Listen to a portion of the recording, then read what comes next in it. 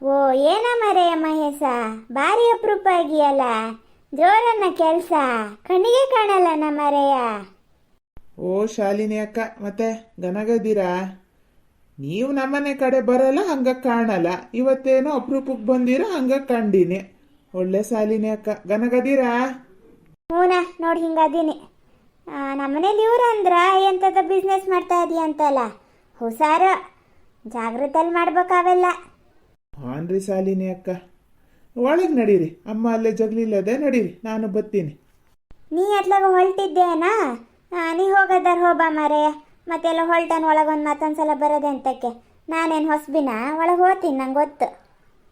ಹ್ಞೂ ಸರಿ, ಹಂಗಾರೆ ನಾನಂಚು ಪೇಟೆ ಕಡೆ ಹೊರಟಿದ್ದೆ, ಹೋಗ್ಬತ್ತೀನಿ. ನೀವು ನಿಧಾನ ಹಂಗಾರೆ ಒಳಗಡೆ ಹೋಗಿ. ಅಮ್ಮ ಅದೇ. ಹೂನ ಮರೆಯ, ಸರಿ. ಶಾರದಕ್ಕ, ಮತ್ತೆ ಆರಾಮನ್ರಿ? ಓ ಶಾಲಿನಿ ಬಾರೆ, ನೀನೇನ ಮಹೇಶನ ಹತ್ರ ಮಾತಾಡ್ತಿದ್ದ? ನಾ ಅದೇ ಗಮನ ಕೊಡ್ತಿದ್ದೆ ಯಾರಪ್ಪ ಅಂತ. ಬಾ ಕುತ್ಕಳೆ. ಮತ್ತೆ ಶಾಲಿನಿ, ರಮೇಶ ಅಂತ ಮಾಡ್ತಾ ಇದ್ದಾನೆ?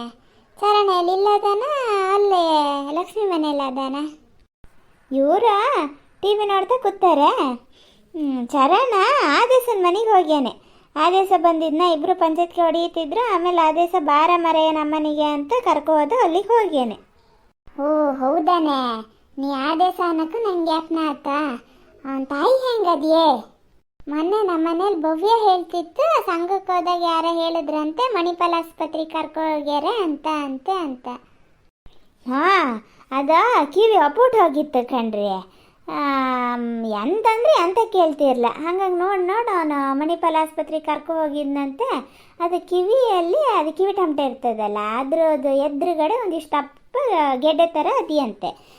ಡಾಕ್ಟ್ರ್ ಹೇಳ್ತಾರಂತೆ, ಒಂದು ಆಪ್ರೇಷನ್ ಬೇಕಾದ್ರೆ ಮಾಡಿ ತೆಗೆದ್ರೆ ಕೇಳಿಸ್ತದೆ ಕಿವಿ ಅಂತ ಅನ್ನೋದಂತೆ. ಅದೀಗ ಕೇಳ್ದಿರಂಗೆ ಒಂಥರ ಅಡ್ಡ ಗೋಡೆ ಥರ ಅದಿಯಂತೆ ಇದು ಗಂಟು. ಮತ್ತಿಲ್ಲ, ನೀವು ಆಪ್ರೇಷನ್ ಮಾಡಿಸಲ್ಲ ಅನ್ನೋದ್ರೆ ಬೇಕಾದ್ರೆ ಕಿವಿಗೆ ಮಿಷಿನೇ ಕೊಡ್ಬೋದು, ಮಿಷಿನ್ ಬೇಕಾದ್ರೆ ಹಾಕ್ಸಿ ಅಂತ ಇದ್ದಾರಂತೆ. ಅದೇ ಯಾವುದು ನೀವು ಮನೇಲಿ ಹೋಗಿ ಎಲ್ಲ ಚರ್ಚೆ ಮಾಡಿ ಯಾವುದು ಅಂತ ನಿರ್ಧಾರ ಮಾಡಿ ಹೇಳಿ, ಒಂದು 15 ದಿನದಲ್ಲೇ ಬರಬೇಕು ಅಂತ ಹೇಳ್ಯಾರಂತೆ. ಅವನ ಅಕ್ಕ ಬಾವ ಆಪ್ರೇಷನ್ ಗಿಪ್ರೇಷನ್ ಬೇಡ, ಮಿಷಿನೇ ಕೊಡ್ಸೋಣ ಅನ್ನೋದಂತೆ. ಇವನು ಮತ್ತು ಅದು ಎಂಥ ಗೆಡ್ಡೆನೋ ಏನೋ, ಮತ್ತು ಆಮೇಲೆ ಎಲ್ಲರೂ ಮತ್ತು ಆ ಗೆಡ್ಡೆ ಹೆಚ್ಚು ಕಮ್ಮಿ ಆಗೋದು ಎಂತಕ್ಕೆ ಬೇಡ, ಒಂದೇ ಸಲ ತೆಗ್ಸ್ಬಿಡೋಣ ಅಂತ ಇವನು ಹೇಳೋದು ಆದೇಶ. ಅದೇ ನಮ್ಮ ಚರಣನ ಹತ್ರನೂ ಮಾತಾಡ್ತಾ ಕೂತಿದ್ದ. ಓ ಶಾಲಿನಿ ಅಕ್ಕ, ಆದೇಶ ನಮಗೆ ಹಂಗಾರೆ ಈಗ ಆಪ್ರೇಷನ್ನ ಇಲ್ಲ ಮಿಷಿನ್ ಹಾಕದ ಅಂತ ಜ್ಞಾನ ಮಾಡ್ತಾ ಇದ್ದಾರೆ ಅವ್ರ ಮನೇಲಿ. ಓನ ಭವ್ಯ, ನೀ ಅಂತದೆ ಕಾಣಲೇ ಇಲ್ಲ, ಎತ್ಲಾಗ ಹೋಗಿದ್ದೆ? ನಾನಿಲ್ಲೇ ರೂಮಲ್ಲಿ ಬಟ್ಟೆ ಮರ್ಸ್ತಿದ್ನ, ನೀವು ಮಾತಾಡೋದು ಅಲೇಸ್ತಿದ್ದೆ. ಬಟ್ಟೆ ಮರ್ಸಿ ಬಂದೆ. ಆದೇಶ ನಮಗೆ ಪೂರ್ತಿ ಕಿವಿ ಹೋಗಿತ್ತು ಕಣ್ರಿ.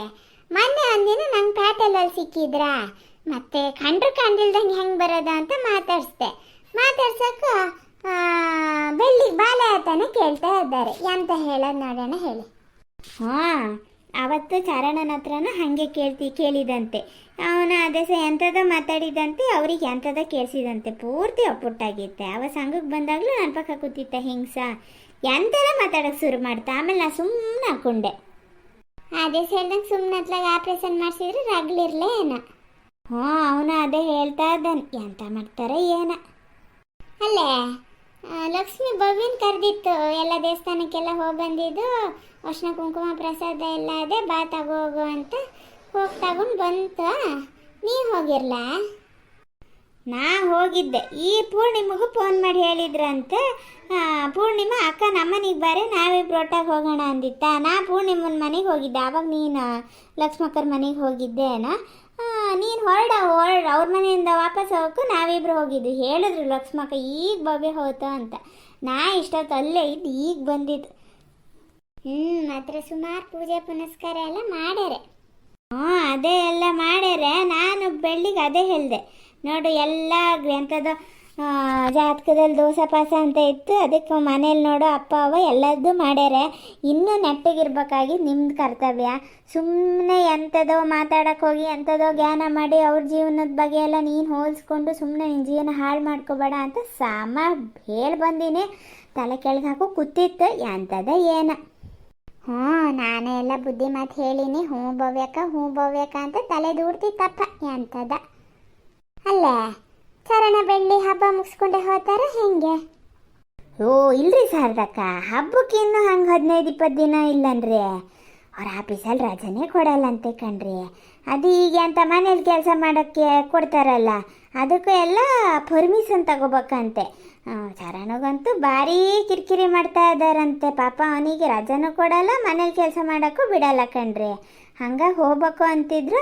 ಈಗ ನಾಳೆನ ನಾಡ್ದು ಹೊರಡ್ತೀವಿ ಅಂತಿದ್ರು. ಅದೇ ಯಾವುದು ಈಗ ಬಸ್ಸಿಗೆ ಬುಕ್ ಮಾಡ್ಕೊಳೋದು ಅಂತ ಎಲ್ಲ ನೋಡ್ತಿದ್ರು ಕಣ್ರಿ. ಹೋಗ್ಬೇಕಪ್ಪ ಅಂತ ಇಲ್ಲೇ ಕೂತ್ಕೊಂಡ್ರೆ ಆತದ, ಬೆಂಗಳೂರಲ್ಲಿ ಜೀವನ ಮಾಡೋದಂದ್ರೆ ಅಂತ ಶೋಭಿನನ್ರಿ ಶಾರದಕ್ಕ. ಏನು ಮಕ್ಕಳು ಓದಿಸಿವಿ ಅಂತ, ನಾವು ಬೆಳೆಸಿವಿ ಅಂತ ನಮ್ಮ ಕಾಲು ಬುಡ್ದಲ್ಲೇ ಮಕ್ಳು ಇರಬೇಕು ಅಂತ ಹೇಳೋದು ನಮ್ಮದು ತಪ್ಪಾಗ್ತದೆ. ಎಲ್ಲರೊಟ್ಟವ್ರು ಗಾನಾಗಿರಲಿ ಅಂತ ಅನ್ನೋದಷ್ಟೇ. ನಾ ಅದೇ ಹೇಳಿದೆ, ನಾ ಅಂತ ಹೇಳಲ್ಲ ಮರೆ, ನಿಂಗೆ ಹೆಂಗೆ ಅನುಕೂಲ ಆಗ್ತದ ಹಾಗೆ ಅಂತ ಅಂದೆ. ಹ್ಞೂನ್ರಿ ಶಾಲಿನಿ ಅಕ್ಕ, ಅದು ಹೌದು ನೀವು ಹೇಳೋದು.